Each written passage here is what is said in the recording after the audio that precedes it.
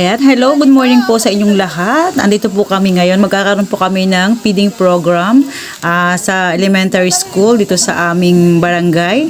So, ito po mga nagluluto dito. Kasama-sama kami isang barangay tanod. Ayan, mga konsihal ng kabataan.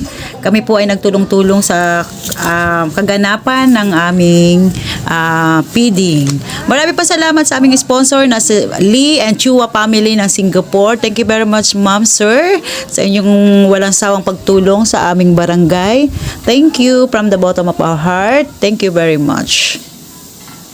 Ayan, ang gamit pala namin sa pagluluto ay syempre kahoy dahil nasa probinsya po kami at saka mas mabilis po talaga magluto sa kahoy.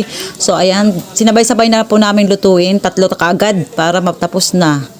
Mabilis ang aming pagluluto.